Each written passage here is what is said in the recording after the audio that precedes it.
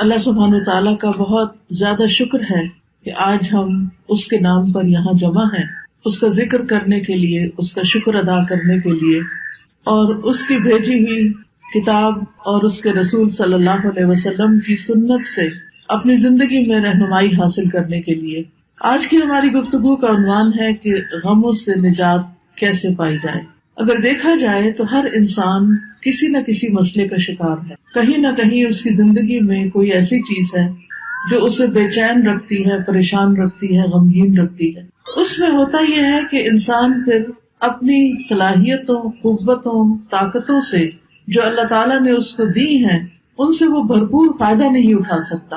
تو سب سے پہلی بات تو یہ ہے کہ سوال یہ پیدا ہوتا ہے کہ یہ غم آتے کیوں ہیں، غم محسوس کیوں کرتا ہے انسان، یہ پریشانیاں، یہ مشکلات، یہ تکالیف ہماری زندگی میں کیوں ہیں۔ تو اس سلسلے میں جب ہم قرآن مجید کی طرف رجوع کرتے ہیں تو پہلی بات ہمیں یہ پتہ چلتی ہے کہ اللہ تعالیٰ نے انسان کو امتحان کے لیے پیدا کیا، اس لیے وہ اس انسان پر طرح طرح کی آزمائشیں اور مشکلات بھیجتا رہتا ہے تاکہ وہ دیکھے کہ انسان ان میں کرتا کیا ہے، انسان کا طریقہ کیا ہے۔ قرآن مجید میں آتا ہے سورۃ الملک، جو ہر روز رات کو آپ پڑھتے ہیں، کیونکہ نبی صلی اللہ علیہ وسلم رات کو سورۃ الملک اور سورۃ الف لام میم السجدہ پڑھے بغیر سویا نہیں کرتے تھے، یہ آپ کی سنت ہے۔ یہ سورت قبر کے عذاب سے بچانے والی بھی ہے۔ اس سورت کے شروع میں اللہ تعالیٰ فرماتے ہیں تبارک الذی بیدہ الملک وہو علی کل شیء قدیر الذی خلق الموت والحیاۃ لیبلوکم ایکم احسن عملا وہو العزیز الغفور۔ بہت بابرکت ہے وہ ذات جس کے ہاتھ میں کائنات کی بادشاہت ہے اور وہ ہر چیز پر قادر ہے۔ وہو علی کل شیء قدیر الذی خلق الموت والحیاۃ لیبلوکم، اس نے موت اور زندگی کو بنایا تاکہ تمہارا امتحان لے، تمہیں آزما کر دیکھے کیا ایکم احسن عملا، کہ تم میں سب سے اچھے کام کون کرتا ہے۔ وہو العزیز الغفور، اور وہ زبردست ہے، غالب ہے، بخشش فرمانے والا ہے۔ تو اس سے یہ پتہ چلتا ہے کہ یہ زندگی ایک امتحان ہے، اور امتحان ایک مشکل چیز ہوتی ہے۔ اس میں ہمیشہ انسان کے حالات اس کی مرضی کے مطابق نہیں ہو سکتے، اس پر کہیں نہ کہیں سے کوئی نہ کوئی ایسی آزمائش، کوئی امتحان، کوئی تکلیف، کوئی تنگی آتی رہے گی تاکہ یہ دیکھا جائے کہ انسان کرتا کیا ہے، کیا پھر بھی یہ اللہ سے راضی رہتا ہے، کیا پھر بھی یہ اللہ کی طرف رجوع کرتا ہے، کیا یہ واقعی اللہ کا بندہ بن کے رہتا ہے، یا اس آزمائش کی گھڑی میں پھسل جاتا ہے اور شیطان جو ہر وقت اس کو اچکنے کے لیے تیار ہے وہ اس کا نوالہ بن جاتا ہے۔ پھر اسی طرح یہ بات بھی یاد رکھنی چاہیے کہ انسان پر بہت سی تکلیفیں اس کے اپنے اعمال کی وجہ سے ہی آتی ہیں۔ سورۃ الشورى میں اللہ تعالیٰ فرماتے ہیں وَمَا أَصَابَكُم مِّن مُّصِيبَةٍ فَبِمَا كَسَبَتْ أَيْدِيكُمْ وَيَعْفُو عَن كَثِيرٍ، اور جو بھی تمہیں کوئی مصیبت پہنچی تو وہ اس وجہ سے ہے جو تمہارے ہاتھوں نے کمایا، یعنی تمہارے اپنے اعمال کی وجہ سے تمہارے لیے بہت سی مشکلات کھڑی ہوئی ہیں، اور وہ بہت سی چیزوں سے درگزر کر جاتا ہے، یعنی ان پر تو وہ سزا دیتا بھی نہیں، ان پر تو وہ تمہیں کسی پریشانی میں مبتلا نہیں کرتا، بلکہ تمہارے گناہوں کے باوجود، تمہاری زیادتیوں کے باوجود بھی وہ تمہیں اپنی عنایتوں اور نوازشوں سے معمور رکھتا ہے۔ پھر اسی طرح یہ ہے کہ انسان بعض اوقات اللہ کی عبادت سے منہ موڑتا ہے، اللہ کے ذکر سے منہ موڑتا ہے تو اس پر کوئی تکلیف آ جاتی ہے، کیونکہ اللہ نے ہمیں اپنی عبادت کے لیے پیدا کیا۔ سورۃ الذاریات میں آتا ہے وَمَا خَلَقْتُ الْجِنَّ وَالْإِنسَ إِلَّا لِيَعْبُدُونِ، کہ میں نے جن و انس کو اپنی عبادت کے لیے پیدا کیا ہے۔ تو انسان جب اللہ کی عبادت سے منہ موڑ کر دنیا کا بندہ بننے لگتا ہے تو اللہ تعالیٰ اس کو واپس اپنی طرف لانے کے لیے کسی تکلیف میں مبتلا کرتا ہے تاکہ یہ بندہ اللہ کو یاد کرے۔ اور جو شخص مستقل طور پر اللہ سے روگردانی کر لیتا ہے اللہ کی یاد سے، تو اللہ تعالیٰ اس کے لیے دنیا کی زندگی بھی تنگ کر دیتے ہیں۔ اللہ تعالیٰ کا فرمان ہے سورۃ طٰہٰ میں وَمَنْ أَعْرَضَ عَنْ ذِكْرِي فَإِنَّ لَهُ مَعِيشَةً ضَنْكًا وَنَحْشُرُهُ يَوْمَ الْقِيَامَةِ أَعْمَىٰ، جو کوئی میرے ذکر سے منہ موڑے گا میں اس کی زندگی تنگ کر دوں گا اور قیامت کے دن اس کو اندھا اٹھاؤں گا۔ یعنی اس کی صرف یہ زندگی ہی نہیں پریشانیوں والی ہوگی بلکہ آگے بھی بڑی پریشانی ہے، یعنی اس کے لیے بہت بڑی مشکلات ہیں اگلی زندگی میں بھی. لیکن وجہ کیا ہے؟ وجہ ہے اللہ کے ذکر سے منہ موڑنا، اللہ کی یاد کا زندگی میں نہ ہونا. یہ انسان کے لیے پریشانی کا باعث بنتا ہے. سورۃ الزخرف میں اللہ تعالیٰ فرماتے ہیں مَن یعش عن ذکر الرحمن نقیض لہ شیطانا فہو لہ قرین. جو شخص رحمان کے ذکر سے آنکھیں بند کر لیتا ہے ہم اس پر شیطان مسلط کر دیتے ہیں جو اس کا ساتھی بن جاتا ہے، اور شیطان پھر اس کو اللہ کے راستے سے روکتا ہے. جب انسان اللہ کا راستہ چھوڑ دیتا ہے اور اللہ کی نافرمانیاں کرنے لگتا ہے تو اللہ تعالیٰ پھر اس پر کوئی نہ کوئی امتحان بھیج دیتا ہے تاکہ یہ بندہ سوچے، غور کرے اور واپس اللہ کی طرف پلٹے. جب انسان اللہ کی عبادت سے روگردانی کرتا ہے تو دنیا میں بھی محتاجی کا شکار رہتا ہے، خواہ اس کے پاس بہت کچھ بھی ہو لیکن اس کے دل کی محتاجی اور پریشانی نہیں جاتی. حدیث میں آتا ہے اللہ سبحانہ وتعالیٰ فرماتے ہیں، حدیث قدسی ہے، صحیح ترمذی کی روایت ہے، اے ابن آدم تم اپنے آپ کو میری عبادت کے لیے فارغ کر لو، میں تمہارے دل کو بے نیازی سے بھر دوں گا اور تمہاری محتاجی دور کر دوں گا. یعنی تم میری عبادت کے لیے وقت نکالو تو میں تمہارے دل کو غنی کر دوں گا. حالات تو نہیں بدلتے مگر دل کی حالت بدل جاتی ہے اللہ کی عبادت سے. دل مضبوط ہو جاتا ہے، دل کے اندر اللہ کا توکل آتا ہے، دل کے اندر ایسا یقین آتا ہے کہ انسان کو بڑی بڑی مشکلات بھی معمولی لگتی ہیں. اور جب دل میں ایمان نہیں ہوتا، توکل نہیں ہوتا، یقین نہیں ہوتا، امید نہیں ہوتی، مایوسی ہوتی ہے تو رائی بھی پہاڑ لگتی ہے، اور اس طرح مشکلات اور مصیبتوں کے پہاڑ ہر طرف اس کو کھڑے نظر آتے ہیں. تو اس کا حل کیا بتایا کہ اگر تم عبادت کرو گے تو میں تمہارے دل کو بے نیازی سے بھر دوں گا، تمہاری محتاجی دور کر دوں گا. لیکن اگر تم ایسا نہیں کرو گے تو میں تمہارے دونوں ہاتھ کاموں میں مشغول کر دوں گا اور اس کے باوجود تمہارا فقر دور نہیں کروں گا. یعنی تم سارا دن کام کرو گے، محنت کرو گے، لیکن پھر بھی تمہاری محتاجی اپنی جگہ کھڑی رہے گی کیونکہ وہ دل کی محتاجی ہوگی نا، دل کے اندر پریشانی ہوگی. تو یاد رکھیے کہ صرف دنیا کی فکر کرنے سے معاملات سلجھنے کی بجائے بگڑنے لگتے ہیں. صرف دنیا دنیا دنیا، ہر وقت صبح اٹھتے ہی دنیا کی فکر، دن دنیا کی فکر، رات کو سوتے ہوئے دنیا کی فکر. تو رسول اللہ صلی اللہ علیہ وسلم نے اس کے بارے میں فرمایا جس شخص کا مقصد اور پریشانی یا غم دنیا کا ہو اور وہ دنیا کا ہی ہو کر رہ جائے اور وہ اسی کی نیت رکھتا ہو تو اللہ تعالیٰ اس کا فقر اس کی آنکھوں کے سامنے کر دیتے، یعنی پھر اللہ تعالیٰ بھی اس کو اس کے حال پر چھوڑ دیتے ہیں. وہ دنیا کے لیے زیادہ کنسرن ہے، زیادہ فکر مند ہے تو اللہ تعالیٰ اس کو اسی کے حوالے کر دیتے ہیں اور اس پر اس کے معاملات بکھیر دیتے ہیں. اس کو سمجھ نہیں آتا کہاں سے شروع کروں اور کہاں پر ختم کروں، اور اس کو اس سے اتنا ہی ملتا ہے جو اس کے لیے لکھ دیا گیا ہو. اور جس شخص کا مقصد اور حرص آخرت ہو اور وہی اس کا ہدف بن جائے اور وہ اسی کی نیت کرتا ہو، یعنی اس کا ہم و غم آخرت ہے کہ کل کیا ہوگا. دنیا کی زندگی تو گزر جائے گی، میرا کل کو کیا بنے گا جب میں اللہ کے حضور پیش ہوگا، وہاں میرا ٹھکانہ کیا ہوگا. جو شخص اس فکر میں مبتلا ہو جاتا ہے تو اللہ تعالیٰ اس کے دل میں غرار ڈال دیتے ہیں، دنیا کی طرف سے اس کا دل مطمئن کر دیتے ہیں، اس کے معاملات کو یکجا کر دیتے ہیں اور اس کو پھر اپنی حاجتوں کے لیے بھاگنا نہیں پڑتا، دنیا ذلیل ہو کر اس کے پاس آتی ہے. تو اس لیے ہم سب کو یہ دیکھنا چاہیے کہ ہم کس چیز کے لیے زیادہ فکر مند ہیں. دنیا تو چند دن کی ہے، دنیا کی حیثیت تو ایک مچھر کے پر برابر بھی نہیں. دنیا کا بڑے سے بڑا نقصان ایسا ہی ہے جیسے مچھر کا پر ٹوٹ کے گر گیا ہو، لیکن اصل نقصان، اصل مشکل، اصل پریشانی تو آخرت کی پریشانی ہے جس کے لیے ہم سب کو فکر مند ہونے کی ضرورت ہے. دنیا کی فکر کرنے والے سے رب کی بے نیازی ہوتی ہے.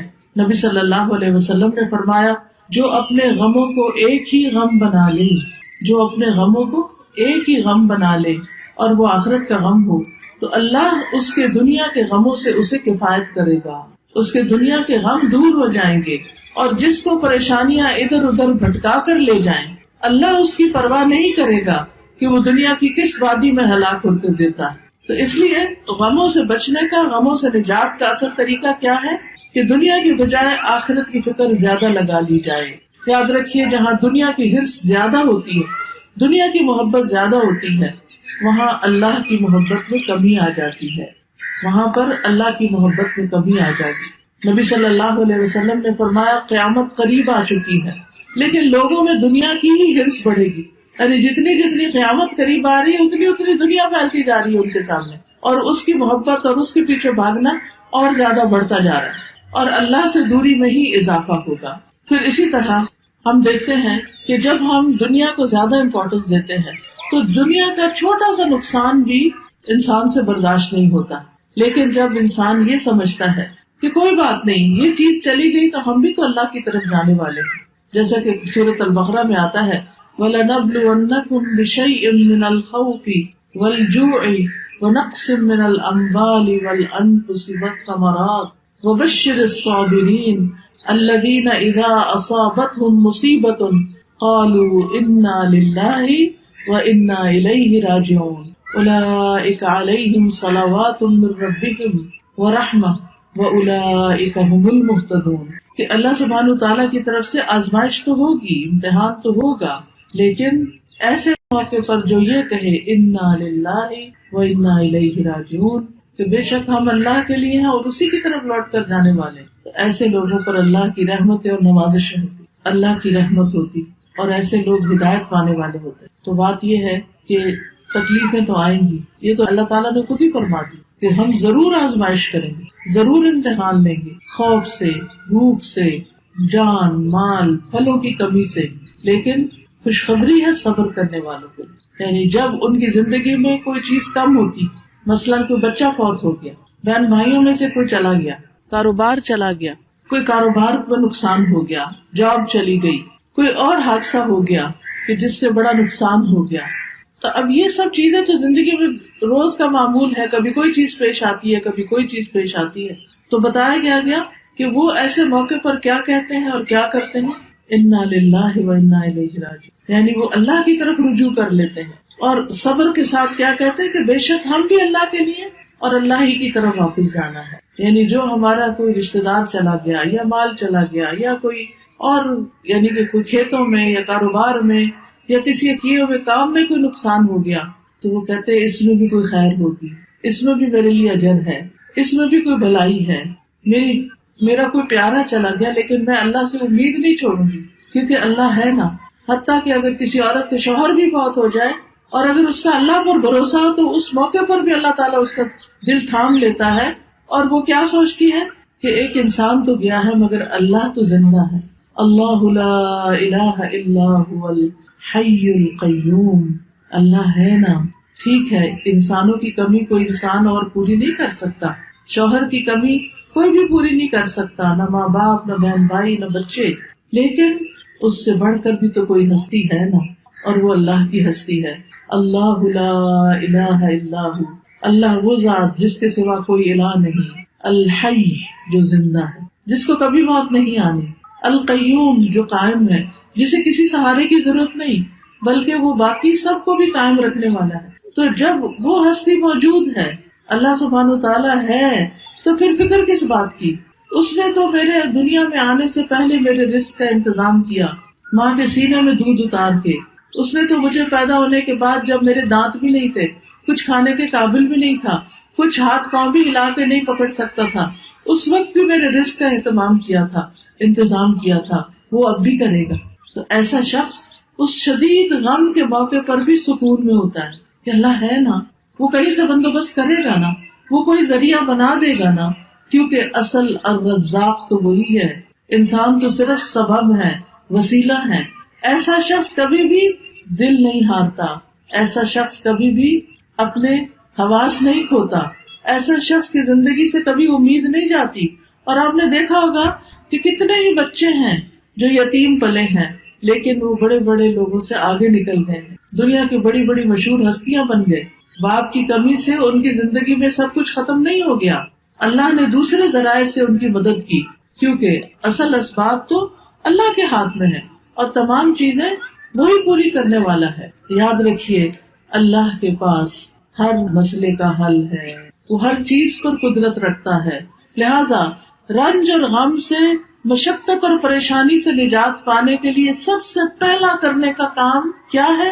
اللہ پر بھروسہ، اللہ سے مضبوط تعلق، اللہ پر ایمان، یقین، توکل، اس سے امید، اسی کا ڈر اور اسی کی طرف لوٹ کر جانے کی فکر.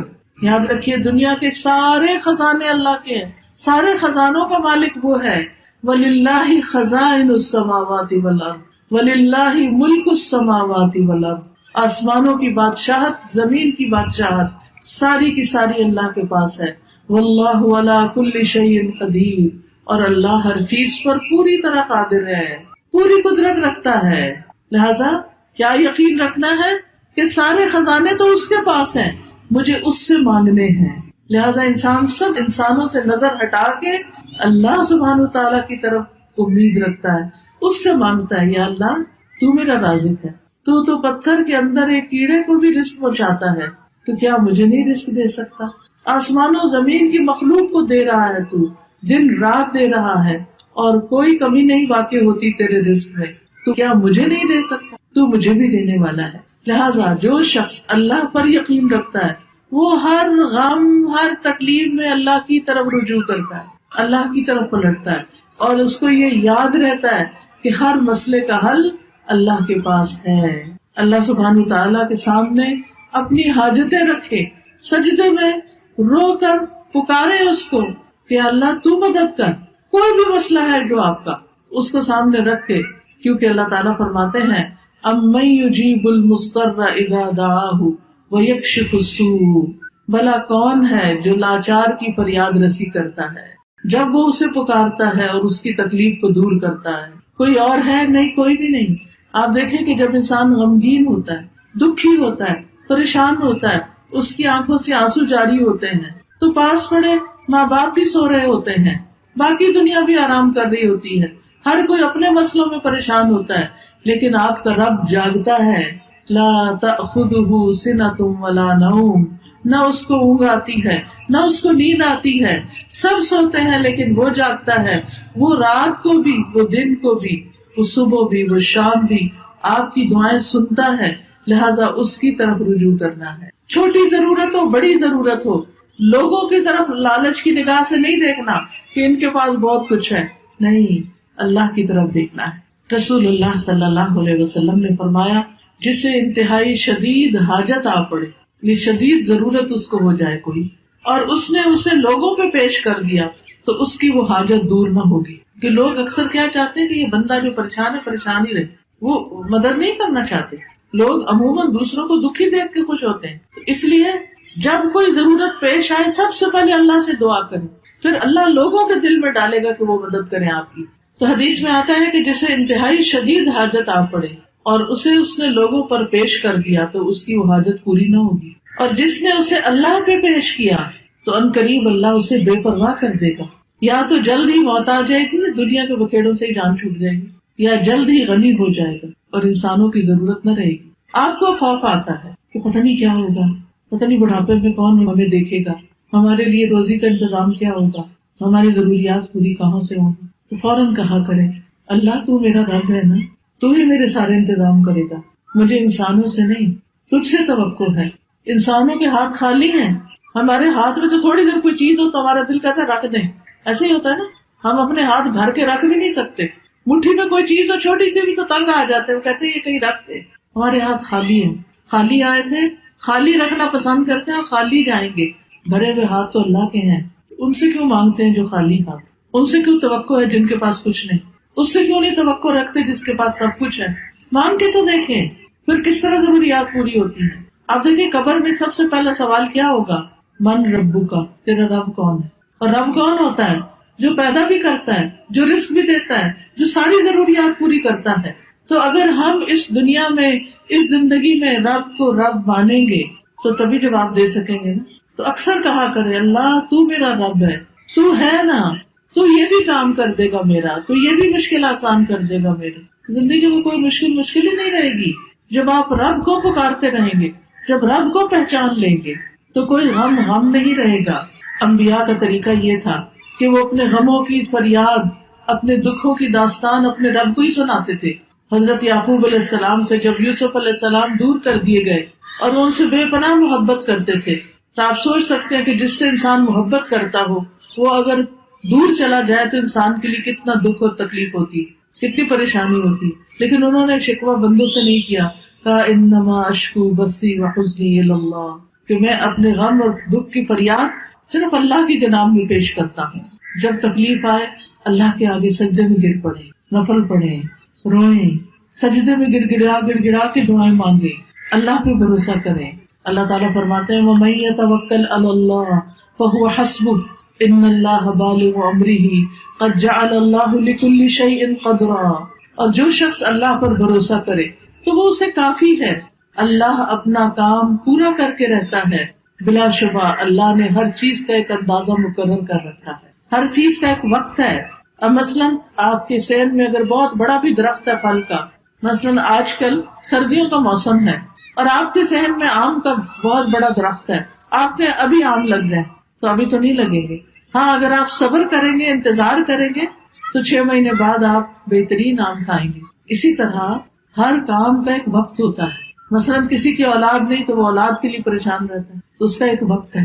اور اگر اللہ نہیں دینا چاہتا تو اس کے پیچھے بھی کوئی حکمت ہے، کوئی مصلحت ہے، کوئی فائدہ ہے، کوئی وجہ ہے، اس کو پتا ہے، ہمیں نہیں پتا کہ وہ ہمیں اولاد کیوں نہیں دے رہا.